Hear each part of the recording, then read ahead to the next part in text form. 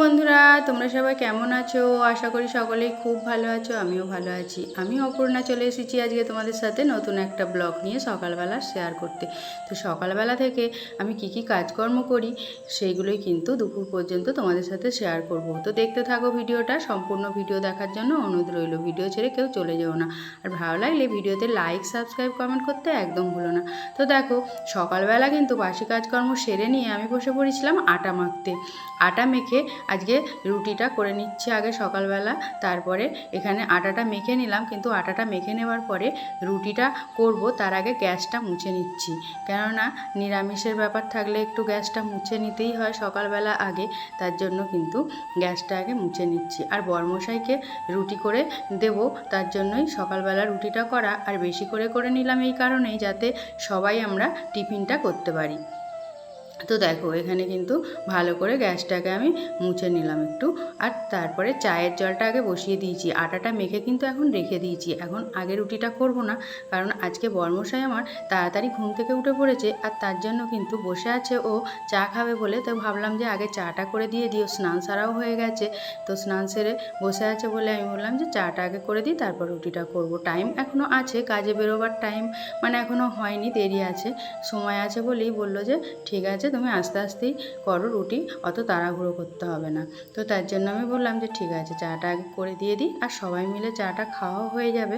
এদিকে দেখো, আমি কিন্তু এখন চাটা খাচ্ছি না, মানে দিদা এসছে বেড়াতে, তার জন্য দিদাকেও দিয়ে দেবো। দিদাও ঘুম থেকে উঠে পড়েছে, দিদার কিন্তু মুখটা ধোয়া হয়ে গেছে। তার জন্য আমি বললাম যে ঠিক আছে চাটা গরম করে দিচ্ছি। আর এদিকে ছেলে কিন্তু পড়তে গেছে, ছেলে এখন ঘরে নেই। ছেলে পড়তে গেছে যেহেতু ওর চাটা চাপা দিয়ে রেখে দিও, যেদিন পড়া থাকে সকালবেলা এলে তারপরে গরম করে দেবো।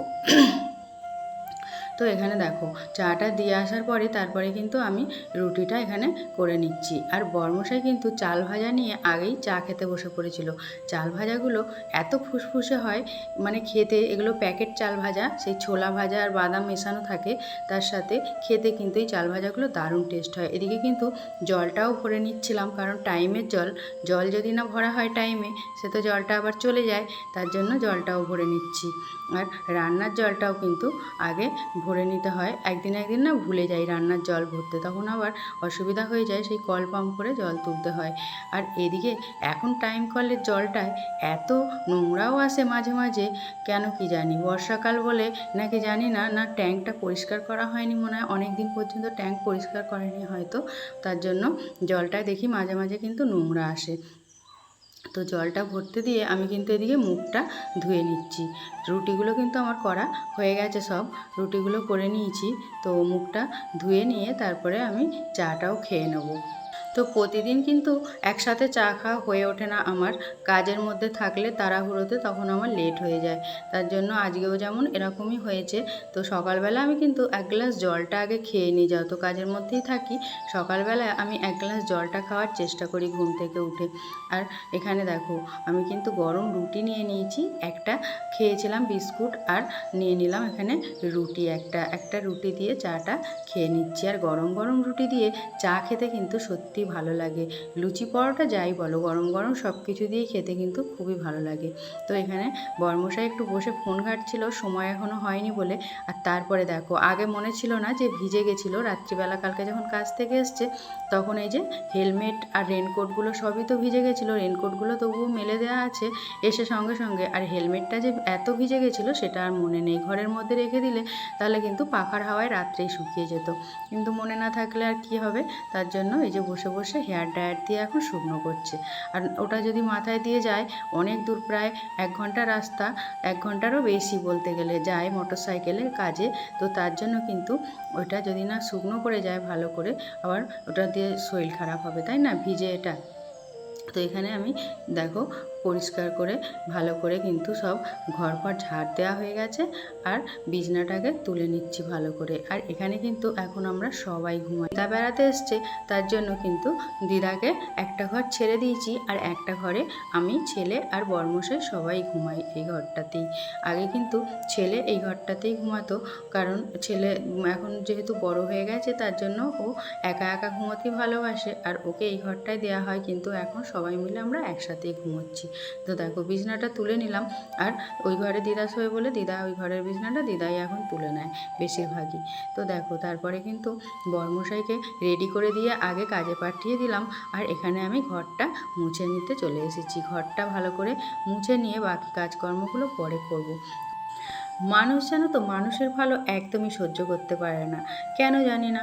মানুষ এমন করে কেন, মানে সবার এতেই কিন্তু আমরা কিন্তু অনেকে অনেক কিছু করে, তার জন্য আমরা কিন্তু হিংসে করি না জানো তো। কিন্তু আমাদের ভালো দেখলেই কিন্তু মানুষের সত্যি কথা বলতে এত হিংসে হয়, জানি না কেন, সেটা বুঝতে পারি না আমি। আর বেশিরভাগ নিজেদের লোকেরাই কিন্তু হিংসে করে। এই যেমন জ্ঞাতি যারা আছে না, তারা কিন্তু সত্যি কথা বলতে খুবই হিংসে করে।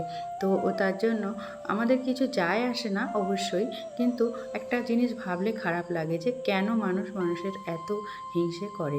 আমরা তো কারোর কোনো কিছুতে কোনো সময়তেই খারাপ চাই না, আমরা চাই সবাই ভালো থাকুক, সবার ভালো হোক।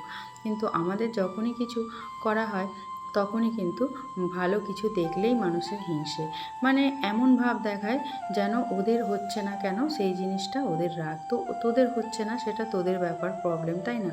আমরা কিন্তু কারোর কোনো কিছুতেই বেশি নাক গলাই না। আর আমি বাইরে একদমই বেশি বেরোই না, কারোর সাথে সেরকমভাবে মিশি না, একার মতো একা থাকি, সারাদিন কাজকর্ম করি ঘরের। আর তারপরে যেটুকু টাইম পাই একটু ফোন ঘাঁটি, ফোনে একটু যেহেতু ভিডিও এডিট করার ব্যাপার থাকে, ভিডিও এডিট করলাম, একটু ফোন ঘাঁটি, এসব করেই সময়টা কাটাই। কিন্তু মানুষের সেগুলো সহ্য হয় না একদমই।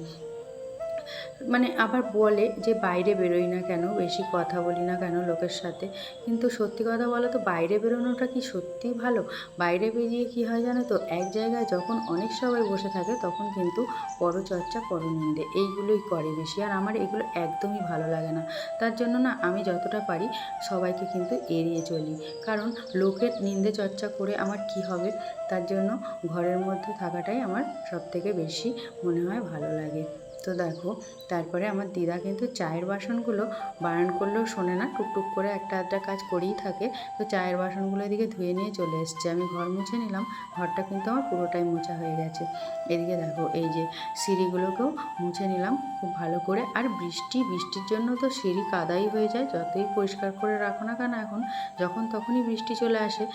তো তারপর দেখো আমি কিন্তু ঘর বাড়ি সব ভালো করে মুছে নিয়ে আর স্নানটা সেরে নিয়েছি। স্নান সেরে পুজোটাও করে চলে এসেছি।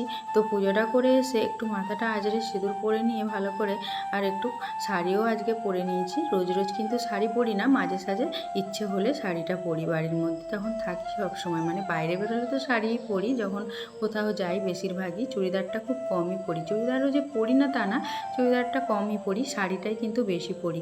তো দোকান করে নিয়ে চলে এসেছি এখানে দেখো, দোকান করে এনে আর ভাতটা কিন্তু বসিয়ে দিলাম, ভাতের জলটা, আর ডিমটাকেও সেদ্ধ করে বসিয়ে দেবো। ডিমটা সেদ্ধ বসিয়ে দিয়ে যে দোকানগুলো করে এনেছি সেগুলো কিন্তু ভালো করে সব ঢেলে নিতে হবে।